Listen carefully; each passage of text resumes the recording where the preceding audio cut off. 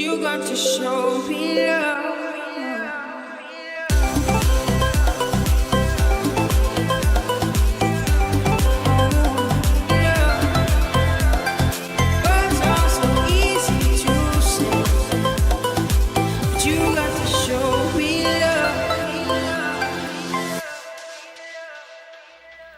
Muy buenas noches, familia de Sonríele a la Vida.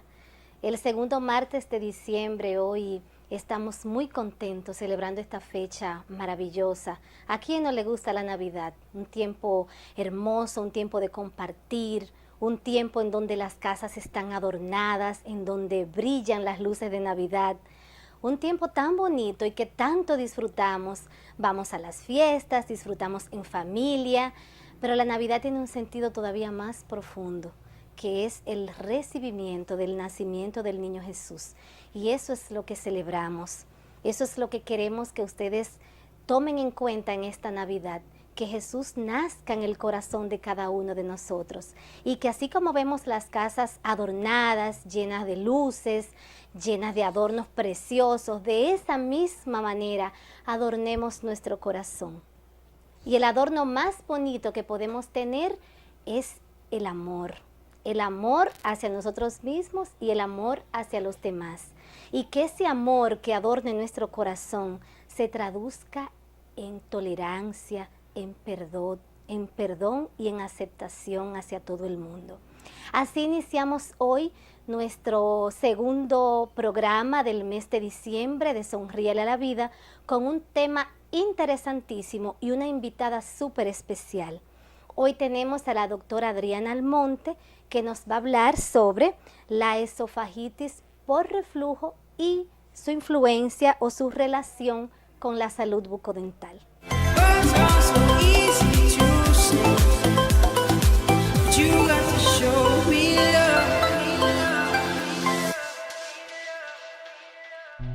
Centro de Especialidades Odontológicas CEO, un equipo de profesionales altamente calificados al servicio de tu salud dental, instalaciones modernas y acogedoras, atenciones personalizadas con calidad y calidez para usted y su familia. Ofrecemos servicios de educación dental y prevención, odontología estética y cosmética, prostodoncia, diseño de sonrisa, blanqueamiento, endodoncia, periodoncia, implantes, cirugía, odontología pediátrica y geriátrica, odontología general. Avenida Desiderio Arias, esquina Domingo Reyes, segundo nivel en Mao, con el teléfono 809-572-7409. Trabajamos por cita, aceptamos todos los seguros médicos, odontológicos y tarjetas de crédito.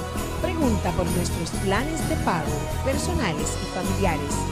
Centro de Especialidades Odontológicas CEO. Decídete a sonreírle a la vida.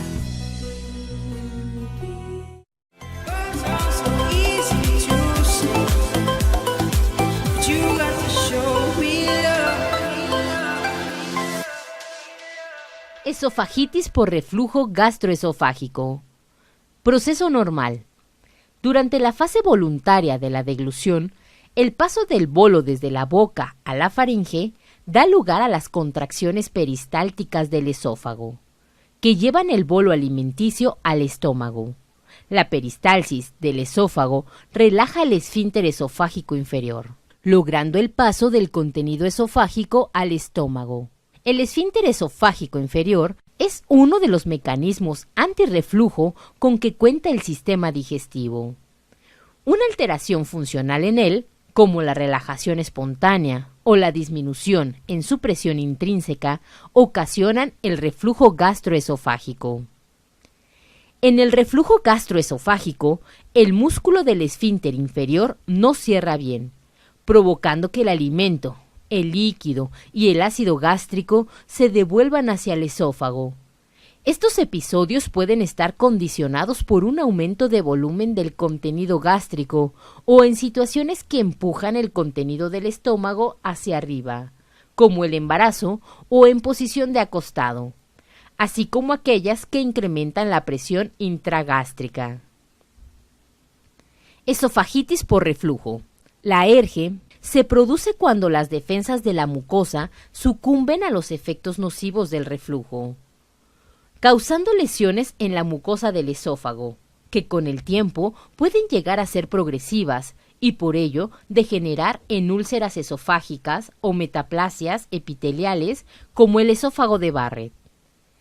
Esta irritación sobre la mucosa esofágica causa síntomas característicos, como pirosis, que es una sensación de quemazón o ardor, ubicada por debajo del esternón y que asciende por el esófago, ocasionada por el reflujo ácido del contenido gástrico, también llamada regurgitación gástrica, y que inclusive aumenta al agacharse, inclinar el cuerpo y al acostarse, siendo peor por las noches y pudiendo manifestarse en forma de dificultad respiratoria o crisis de tos de tipo irritativo.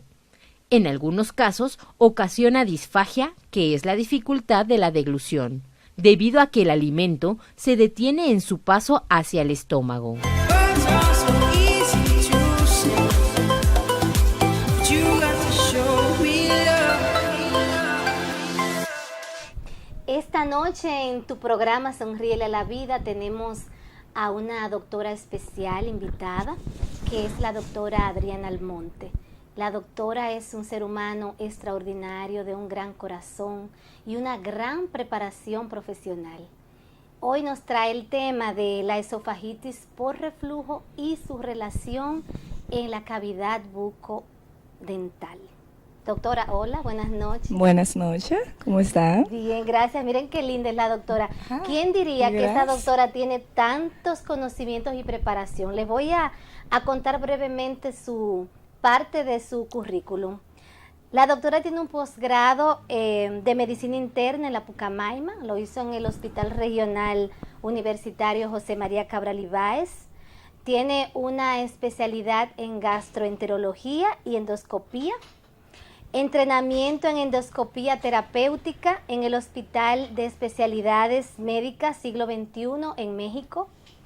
La doctora labora en 3 lugares, está en el Centro Médico Dr. Rodríguez Colón, aquí en Mao, también está en Esperanza, en la clínica Dr. Montesinos, y en el hospital, dando un servicio VIP de calidad, llegando más allá de la parte física del paciente. Como yo le digo yo a la doctora, hacen falta muchos profesionales como tú, que llega a la gente. Eso tratamos. Vamos a hablar de nuestro tema de hoy. Doctora, ¿qué es la esofagitis por reflujo gastroesofágico? Como que esa palabra está medio complicada. Sí, muy complicada, pero en conclusión, no es más que un conjunto de síntomas que va desde el simple reflujo gastroesofágico hasta una de las complicaciones más severas, como podría ser el esófago de Barrett o la esofagitis propiamente dicha. Cabe resaltar que no es lo mismo reflujo gastroesofágico que esofagitis por reflujo. Vamos a ver, que no se me confunda. El reflujo gastroesofágico simplemente es algo que podríamos decir es normal. Ocurre a diario, principalmente luego de las comidas copiosas, y es como su nombre lo dice, es un reflujo normal del contenido gástrico al esófago. Ahora, ya la esofagitis por reflujo es la enfermedad causada por el reflujo gastroesofágico que no logra detenerse ante las barreras normales del organismo. Es decir, normalmente el esófago tiene barreras antirreflujo que evitan que estas cantidades normales de reflujo que suceden a diario no lleguen a ser patológicas. Cuando la cantidad de contenido gástrico que refluye hacia el esófago vence esas barreras que existen fisiológicamente en nuestro organismo, entonces se produce la patología propiamente dicha, y es la que realmente da todos los síntomas y que lleva tanto al paciente a la consulta, no solamente del gastroenterólogo, sino muchas veces al odontólogo. Sí, así dicho es. sea de paso. Y a propósito de eso es que estamos tratando este tema. Sí, porque muchas de las manifestaciones del reflujo nosotros lo encontramos en la cavidad bucal y los referimos a la gastro, en este caso a la doctora. Eso es como, o sea, yo me imagino mientras tú me hablas, como si el estómago tuviera una válvula que abre y cierra. en la entrada. Exactamente. Esa es la idea. Exactamente.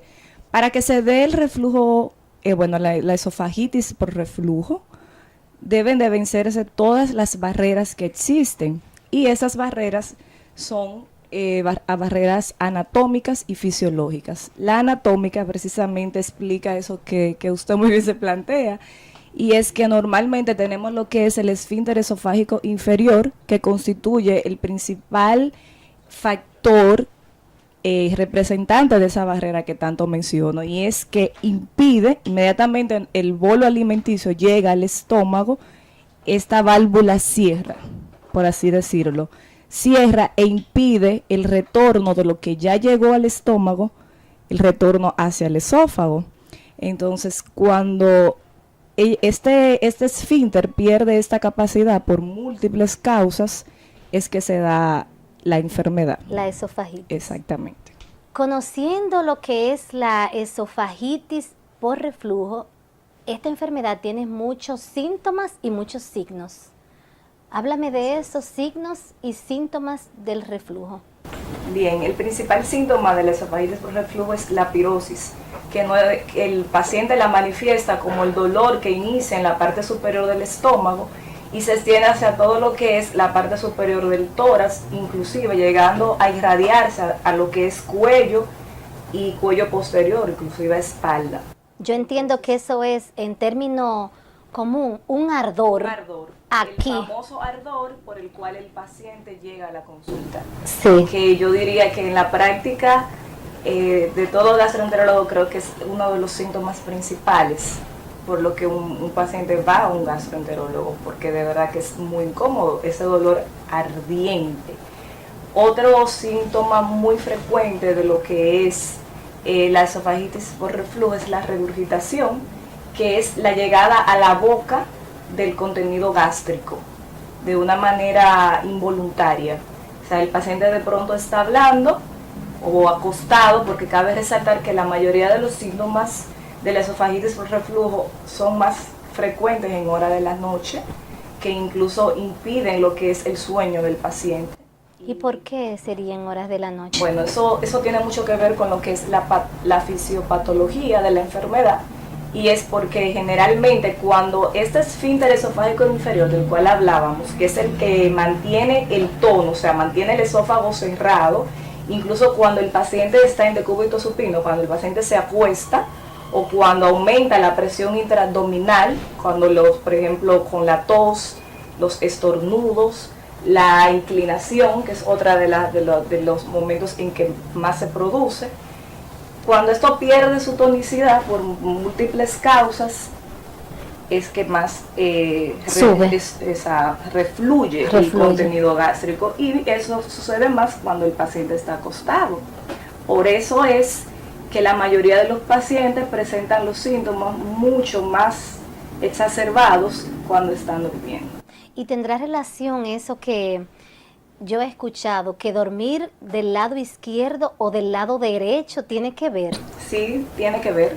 Tiene que ver porque cuando dormimos del lado izquierdo hacemos un cierre anatómico de lo que son, o sea, aumentamos lo que es la presión del esfínter esofágico inferior, que es lo que se pierde en la esofagitis. O sea, se pierde esta tonicidad y esto va a propiciar el reflujo. Generalmente esos son los dos síntomas más frecuentes, pero hay muchísimos síntomas. Hay otro síntoma que es síntomas extraesofágicos, como es la tos, el asma bronquial, laringitis posterior, o sea, son síntomas ya otorrinolaringólogos, y es muy frecuente. De hecho, hay muchos pacientes que son referidos por el otorrino donde el gastro, y las erosiones dentales. Sí. Hay una gran cantidad de pacientes que acuden al odontólogo, a propósito de un caso, ¿verdad? Sí. Que van porque tienen erosiones dentales, y cuando se le hace una buena anamnesis ya por el odontólogo, verifica que no tienen ningún producto químico que esté provocando esta erosión, ni tiene ningún agente infeccioso, y no es nada más y nada menos que el reflujo ácido, y va desgastando el esmalte. También otro síntoma que no es tan frecuente, pero cuando se presenta es es un dolor de cabeza para el paciente y para el médico tratante, porque ese paciente es la hipersalivación. Un paciente que refiere, doctora, es que yo produzco demasiada saliva y generalmente de noche. Yo salivo tanto que hasta mojo la almohada. Las almohadas. Y es producto de la esofagitis porque la hiperacidez y la llegada de ácido a la boca va a provocar lo que es la hipersalivación. Sí. Eso va a estimular la secreción salivar por las glándulas salivales y es también un síntoma muy frecuente. Tengo entendido también que los pacientes pueden sentir distensión abdominal, flatulencia, ¿verdad? La flatulencia no se asocia tanto con la esofagitis, pero sí puede ir acompañado porque generalmente el paciente puede estar concomitando con otra patología, como puede estar combinada y presentar, pero generalmente las flatulencias no son un síntoma muy característico. Sí. Lo que sí puede presentar es náuseas, vómitos, incluso puede presentar dolor ya en casos de esofagitis avanzada, sangrado, porque puede presentar ulceración de la mucosa gástrica y producir un sangrado como tal. También otra es la odinofagia o dolor al tragar. El paciente cuando deglute siente un dolor, ya eso habla de signos de alarma. Otra manifestación, no muy común, pero sí se asocia bastante, es el hipo o singulto. Y de hecho, en todo paciente que presente un hipo prolongado de más de 24 o 48 horas, dentro del protocolo de estudio de este paciente debe descartarse una esofagitis por reflujo, porque en el 50% de los casos está asociada. Y hay pacientes que no muestran muchos signos, ni tienen muchos síntomas, sin embargo tienen la enfermedad. Y cuando van a nuestra consulta, que le hacemos la anamnesis y revisamos que el paciente no está ingiriendo ningún producto o no está tomando productos ácidos que causen erosión, y encontramos tantos cráteres en la superficie de los molares sobre todo, y en la parte palatina de los dientes, y en la parte lingual de los dientes, que no nos queda más que enviarlo a remitirlo al especialista, en este caso a la gastro, porque terminan siendo pacientes con la enfermedad. ¿Por qué hay pacientes que no tienen esas manifestaciones clínicas que usted me dice? De hecho, eso es cierto, y la esofagitis por reflujo constituye un desafío para el gastroenterólogo. ¿Por qué? Porque muchas veces, y existe el término del esofagítico asintomático, es aquel paciente que ni sospecha que tiene una esofagitis. De hecho, en Estados Unidos, que es donde se miden estadísticas, porque lamentablemente aquí no medimos estadísticas, no se tiene una estimación correcta de la cantidad de la prevalencia de esa enfermedad, porque el paciente la mide por la presencia de pirosis. Y dicho sea de paso, es el síntoma más frecuente, no todos los pacientes lo presentan. Que es la pirosis es el ardor, la sensación de ardor. Y hay muchos pacientes que no, hay casi un 40% de pacientes que no lo presentan, y se le detecta dicha enfermedad por síntomas atípicos. Uno de ellos, las erosiones dentales. Otra muy frecuente es las neumonitis y los síntomas otorrinolaringólogos, como por ejemplo síntomas de laringitis posterior, pacientes afónicos que siempre tienen una afonía, una tos seca, y van al neumólogo y van al otorrino y terminan en el odontólogo también, y finalmente se manda al gastro. Y te digo que es un desafío, Carmen, porque realmente hay una gran cantidad de pacientes que tienen síntomas y a la hora de tú estudiarlo, tú no le encuentras nada que te justifique que tiene una... O sea, endoscópicamente, el paciente sale con una endoscopía macroscópicamente normal. Sí. O sea, es un reto y un desafío, pero el paciente te dice, doctora, yo no aguanto. Sí. Y es incómodo. Es incómodo porque esto le resta calidad de vida al paciente. Totalmente. E interviene en todas sus labores, porque nadie aguanta. Sí, vivir con esa sensación, sobre todo la pirosis. Doctora, ¿cuáles son las causas entonces? ¿Qué causa la esofagitis por reflujo? Bien, dentro de las causas de la esofagitis, vamos a tener, se va a dar cuando fallan todos los mecanismos que fisiológicamente tenemos para impedir que se dé esta patología. Dentro de estos mecanismos está lo que ya mencioné, las barreras anatómicas, como es el esfínter esofágico inferior, y un sinnúmero de estructuras anatómicas que no vamos a entrar en detalles porque obviamente la población no la vamos a confundir. Cuando esto se rompe, viene lo que es la esofagitis. Normalmente nosotros tenemos un mecanismo que el esófago mantiene una secreción, por tanto por glándulas a nivel del esófago como por glándulas salivales, porque la saliva contiene sustancia que vamos a decir amortigua lo que es la secreción ácida. Entonces empiezan a fallar todas esas cosas, pero causas como tal, para que más o menos nos entendamos, está la causa principal, aunque hay mucha controversia en eso, lo que es la hernia hiatal, la hernia del hiato. Hay muchas escuelas que dicen que no, pero lamentablemente del 54 al 94% de los pacientes que tienen hernia de hiato van a tener una esofagitis. Sí. También otra causa puede ser patologías ya propias, otras patologías que van a producir daño, tanto nervioso como anatómico. Por ejemplo, los pacientes diabéticos van a perder tonicidad de lo que es el esfínter esofágico inferior y van a tener un retardo en lo que es el vaciamiento esofágico, y esos pacientes tienden a presentar también pacientes con otras patologías crónicas, como patologías inmunológicas, como es la esclerodermia. Hay muchísimas causas. También hay factores que influyen en lo que es desencadenar la esofagitis.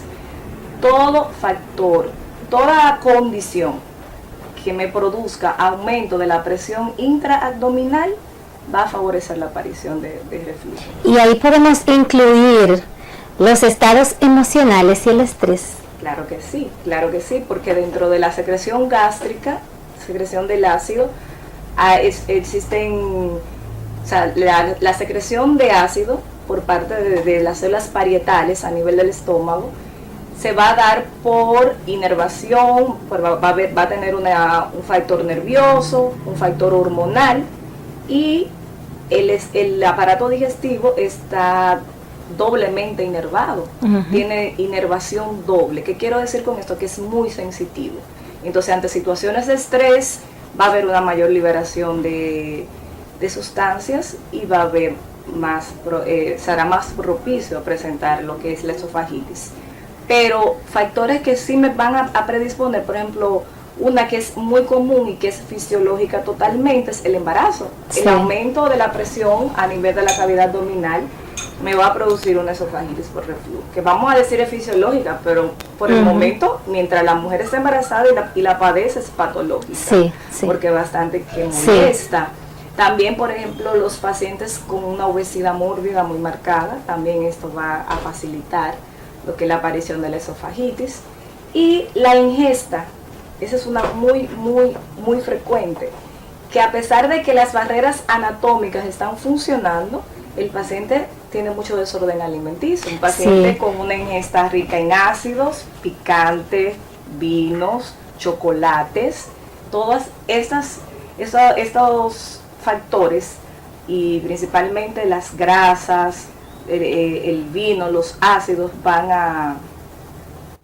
son estimulantes. O sea que en esta Navidad vamos a tener que revisarnos, porque si no la consulta de la doctora va a estar llena en enero. Vamos a hablar sobre eso después de esta pausa comercial. Vamos a hablar sobre los alimentos y el tipo de comida que no nos ayuda para tener una buena salud.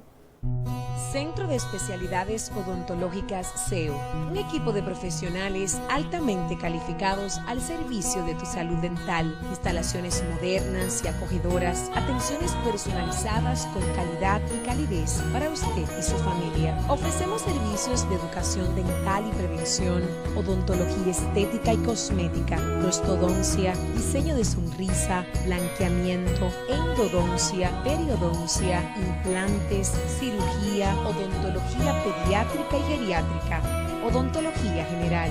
Avenida Desiderio Arias, esquina Domingo Reyes, segundo nivel en Mao, con el teléfono 809-572-7409. Trabajamos por cita, aceptamos todos los seguros médicos, odontológicos y tarjetas de crédito. Pregunta por nuestros planes de pago, personales y familiares. Centro de Especialidades Odontológicas CEO. Decídete a sonreírle a la vida. Words are so easy to say, but you got to show me love. Hablábamos sobre el reflujo, la esofagitis por reflujo, con la doctora Adriana Almonte, y la doctora nos decía que hay alimentos que son los que favorecen para que esta enfermedad progrese o aparezca. Yo le decía sobre la Navidad, porque ahora es que comemos más chocolate, tomamos más vino, más alcohol y más grasas. Entonces, doctora, háblenos sobre eso, la alimentación y qué vamos a hacer, porque yo sé que en enero vamos a tener una consulta abarrotada con pacientes con ardor. El alcohol. El Que alcohol. también se me olvidaba mencionar y es otro estimulante de la secreción gástrica. Y bueno, eso es cuestión de cada paciente, cada quien. Hay gente que tiene autocontrol, hay gente que no. Hay gente que va y ha experimentado la desagradable experiencia de lo que es la esofagitis y se han manejado con diferentes gastro, porque créeme, es una patología que desespera mucho al paciente, porque como te decía, es un reto para todo gastroenterólogo, porque el paciente a veces no responde y para el paciente responder tiene que llevar una serie de pasos, dar un seguimiento y un cambio en sus hábitos alimenticios, en su estilo de vida, y muchas veces es difícil. El paciente lo inicia, empieza haciéndolo, pero se cansa. Sí. Porque prácticamente tienes que evitar todo lo que es grasas, todo lo que es comidas muy copiosas, muy condimentadas. Imagínate ahora para las Navidades. Y sobre la alimentación en la noche, porque si suele sentirse el dolor más durante la noche o los síntomas son más elevados durante la noche, ¿cómo podemos alimentarnos para que esto no ocurra? Y si es así, yo conozco mucha gente, yo creo que la mayoría se da unos atracones nocturnos que realmente van en el deterioro de la enfermedad, pero muchas veces es casi inevitable. Hay gente que llega muy tarde de trabajar y se ha pasado el día entero y cuando llega a la casa de noche tarde, lo que nos espera es un mangucito con queso, a quien no le gusta, o algo frito con cebolla. Entonces, ¿qué tanto debe ser esa alimentación? ¿Qué tú sugieres, qué usted sugiere para que nuestros pacientes, para que nuestros amigos que nos están viendo puedan controlar, por lo menos en esta fecha? Yo no digo que durante la vida entera, pero ¿cómo vamos a controlar eso? Si vamos a tener cena el 24 y 31, está bien, yo no voy a dejar de comerme mi cerdito y tomarme mi alcohol moderadamente, pero ¿cuál es el estilo de vida que debemos llevar para nosotros evitar? Porque realmente el reflujo, la esofagitis por reflujo es muy incómoda. Bastante y muy limitante. Y lamentablemente yo no te puedo dar una respuesta la que tú quisieras escuchar o la que la mayoría de de la comunidad quisiera escuchar. Hay que restringir, no de un todo, pero sí en la gran mayoría todo lo que son alimentos secretagogos, o sea, estimulantes de la secreción ácida. El vino, el café, el chocolate, las grasas, el alcohol. Sí. Entonces, ¿qué te digo? Es difícil y por eso vuelvo y te repito, es una de las patologías, aunque por más simple que se vean, yo creo que es lo que le da más dolor de cabeza al médico, al gastroenterólogo, porque es muy cuesta arriba cuando uno ve un paciente que tú sabes que le dice el tratamiento, que le hiciste todos los estudios, que ya diagnosticaste su caso y le explicaste lo importante de llevar de sus cambios alimentarios en su estilo de vida, y el paciente tú lo ves entrando por la puerta otra vez. Doctora, otra vez con el dolor. Entonces cuando tú le preguntas, ¿y la dieta? No la llevan. No la llevan, y yo sé que es difícil porque a quién de nosotros no le gusta el chocolate, el vino, el café, el alcohol, mucha gente, o sea, todo y más en las fiestas. Yo lo que recomiendo como gastro es la disminución del consumo de estos, y en el caso de que el famoso trago social, el vino, pues bebas el vino, pero no se lo beba en exceso. Y antes de beber se lo coma. Y hay personas... Porque muchas veces, mira, la gran mayoría de síntomas gastroenterológicos son evitables. Son evitables. Si la población llevara el orden alimenticio, el orden en los horarios de las comidas, los gastroenterólogos no viéramos consulta casi. Tuviéramos muy pocas, porque se evitaría casi todos los síntomas. Pues, es simple. Te levantaste, te desayunaste, o sea, muchas veces el paciente se acuesta, o sea, todos nos acostamos, vamos a poner una hora promedio, 10 de la noche. Sí. Cenaste a las 9 de la noche, te levantaste a las 7 de la mañana, y hay gente que lo dice como un orgullo. No, yo no me desayuno, doctora, y yo no me puedo desayunar. Entonces, calcula, desde las 9 de la noche que cenó, son las 7 de la mañana, acostado, el estómago vacío, te levantaste. Muchas veces dicen, lo único que me bebo es un café, otra ácido. Bomba. Entonces le estás sumando el ayuno prolongado que tienes de más de 8 horas al café, a todo lo que hablas. Estás hablando todo desde que te levantas, con los niños, en el trabajo. Entonces estás hablando y tienes el estómago vacío produciendo ácido. Vienes a comer a las 11 o 12 del mediodía. Entonces, ¿cómo no vas a tener dolor? Eso es una bomba de tiempo. Tú te cansas de explicarle al paciente y dicen que no. Dicen que no, porque no se están acostumbrados a desayunarse. Y esa es la clave. Esa es la clave incluso de la mayoría de dispepsia, de esofagitis. El paciente mejora dramáticamente simplemente haciendo esos cambios en el estilo de vida y tratando de evitar todo lo que es ácido y comiendo cada 3 horas. No dejar de pasar ese periodo. Y siempre nos lo dicen. Es necesario revisarnos. Es necesario hacer cambios. Eso podría ser una de las metas del año 2016. Claro. Porque a la gente le encanta hacer metas, ponerse metas gigantes, grandes, que se pasan varios años y no se cumplen. Yo digo, las metas más simples son las que dan más satisfacción, como cambiar el estilo de vida. No es que ponerme a dieta para bajar 15 libras o 10 libras, es simplemente cambiar el estilo y la forma de comer. Eso es parte de eso. Doctora, ¿hay niños que puedan tener esta enfermedad? ¿Que puedan sufrir de esofagitis por reflujo? Claro que sí. De hecho, hay una gran cantidad de niños que nacen con ese... O sea, ¿cómo te explico? Muchas veces estos niños que nacen antes de tiempo, que pueden presentar lo que es una incompetencia del esfínter esofágico inferior, y que se va a ir desarrollando ya el desarrollo de todas las estructuras que componen el esfínter esofágico inferior con el transcurso de los meses. Pero mientras esto no se desarrolla, hay niños que tienen un reflujo constante, niños que desde que tú le administras la lactancia, inmediatamente vomitan.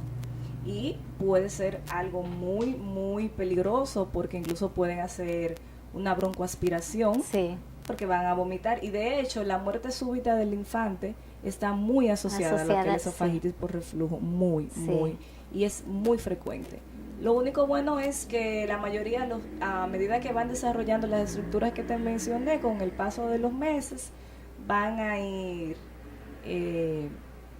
disminuyendo los síntomas hasta que ya finalmente el esfínter esté formado. Otros que no, y tienen que verse sometidos a diferentes procedimientos y tratamientos. Sí. Pero sí, es muy No, y frecuente. las madres que estén atentas, porque Sí. es probable que las madres con niños pequeños los niños estén padeciendo de esto Sí. y lo vean como algo normal y no es lo que Eso es. es normal, es que los niños vomitan, pero Sí. eso puede traer al traste con la vida o con secuelas neurológicas fatales, porque si el paciente broncoaspira, puede incluso hacer una neumonía por broncoaspiración, incluso llegar a morir. Sí, mucho ojo. Entonces, vamos ya para finalizar, porque el tema como que se nos va el tiempo. Qué interesante está, Adriana. Y además tú te explicas muy bien, es fácil entenderte. ¿Cuál sería? Eso eres tú que me entiendes, hay que ver si la comunidad me entiende. Claro que sí, yo creo que sí, que está clara Porque a ella. veces nos van los términos. Los términos, es difícil manejarlo, pero tú lo estás haciendo muy bien. Ok, ¿Cuál ok. sería el tratamiento? El tratamiento del paciente. Ya tú nos hablaste de la parte de la alimentación, pero El diagnóstico. sí, después del diagnóstico, yo pienso que mucha gente teme ir al gastro porque a la gente no le gusta que le hagan la endoscopía. Yo era una que tenía que hacerme una endoscopía y yo sufría pensando en ese momento porque eso es algo que está aquí, es psicológico. Más yo les puedo decir que yo no me acuerdo, yo solo sé cuándo entré, pero yo solo me di cuenta que terminó y que yo estaba muy bien, que no hay que tener miedo. ¿Cuál es el tratamiento, doctora, después que ya usted ha hecho el diagnóstico y sabe qué le pasa al paciente y qué va a hacer? Bueno, esa es una pregunta muy importante. No vamos a profundizar en el diagnóstico, pero el tratamiento es parte del diagnóstico. De hecho, la mayoría de las guías te hablan de que ante este paciente que tú tienes la alta sospecha de una esofagitis por reflujo, tratamiento con ellos. Tú le das una prueba terapéutica, se llama. Ese paciente tú le haces cambios en los hábitos, que es lo principal.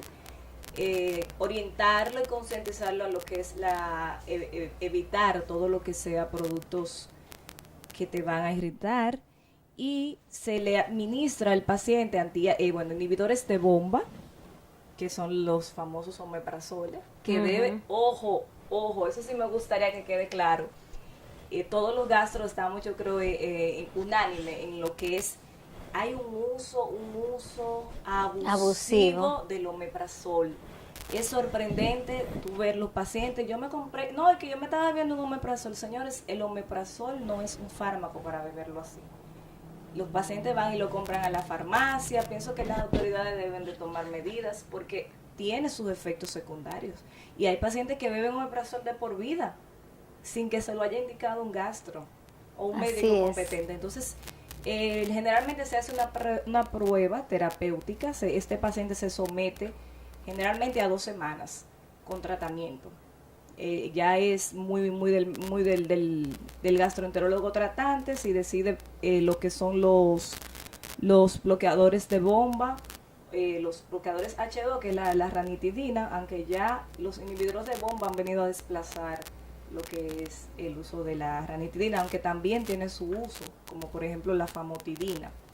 Se le da un tratamiento de 2 semanas. Si el paciente responde, o sea, elimina la mayoría de sus síntomas y luego de suspender el tratamiento reaparecen los síntomas, eso es casi 100% seguro que es una esofagitis. Entonces, cuando tú decides hacer una endoscopía, cuando hay signos de alarma y cuando el paciente, y cuando tú tienes la sospecha o no estás seguro y quieres descartar otras causas, entonces está indicada, pero no debe hacerse una endoscopía de inmediato al paciente cuando llega por primera vez. Y dentro del tratamiento están los inhibidores de bomba, eso es el tratamiento médico. También se usan lo que son los procinéticos, que son fármacos que ayudan a lo que es el peristaltismo, o sea, al vaciamiento esofágico.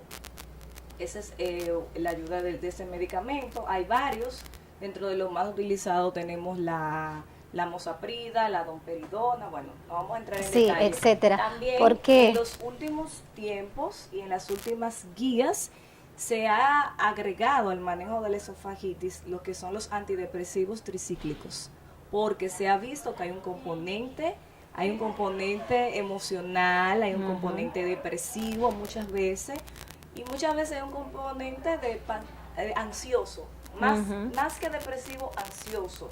Generalmente el paciente que tiene esofagitis es un paciente muy ansioso, muy ocupado, muy activo. y que siempre está rápido, y entonces se ha visto que mejoran. también ya llegando a lo más hay tratamiento quirúrgico en el caso de que tenga una hernia hiatal y que califique para ser quirúrgico. O sea, porque la hernia hiatal no siempre se opera. Sí. Hay criterios para operarla, que casi eso es cuando ya se ha agotado todo. También hay tratamiento endoscópico porque hay pacientes que tienen esofagitis que no responde a tratamiento a pesar de que duran 3 meses con los inhibidores de bomba y como quiera siguen con los síntomas. Se le da tratamiento de ablación y radiofrecuencia a nivel, son tratamientos de endoscopía terapéutica. Y cuando hacen las complicaciones más severas, como serían las esofagitis ya erosiva con ulceraciones, se le da tratamiento para esas. Y la complicación más temida sería lo que es la estenosis esofágica, o sea, se estrecha el esófago de tanta inflamación repetida, la perforación y otra que es el esófago de Barrett, que es una entidad, ese es otro tema, pero sí puede llevar el paciente a un esófago de Barrett, y el esófago de Barrett es una lesión premaligna que debemos evitar. Quedamos con ansias de oírte más. Hay mucho que hablar, hay muchas enfermedades gástricas que tienen su repercusión a nivel bucal que nosotros vemos y que tenemos que ir aprendiendo, como hay lesiones en la mucosa bucal que tienen que ver con la acidez. Vamos a llegar al final hoy del programa y yo les prometo que la doctora Adriana estará de nuevo con nosotros el próximo año, que no está muy lejos, y agradecerte el tiempo que sacaste para nosotros, para nuestra gente que siempre nos sigue aquí en el programa. Les recuerdo que la doctora Adriana está aquí en Mao, tanto en el Hospital Luis L. Bogar en las mañanas, también está en el Centro Médico, y creo que es en la tanda de la tarde. Ajá. En la tarde aquí en Mao, en el Centro Médico, y en las mañanas también está en Esperanza, en la Clínica Montesinos. Yo le agradezco a ustedes su fidelidad, como siempre, cada martes, que nos reciben, nos esperan con tanto cariño, aunque tengan un poquito de sueño, están ahí pendientes del programa, así nos han dicho y nos da mucha satisfacción. Recuerden llevar en esta Navidad el adorno más importante y el que más nos gusta a nosotros los odontólogos, que es una hermosa sonrisa pintada en su rostro. Vamos a sonreír más, que ese sea la luz de la Navidad que usted lleve consigo. Gracias por estar aquí con nosotros, gracias doctora tan bella. Gracias a usted por la invitación. Un abrazo y feliz noche, feliz martes.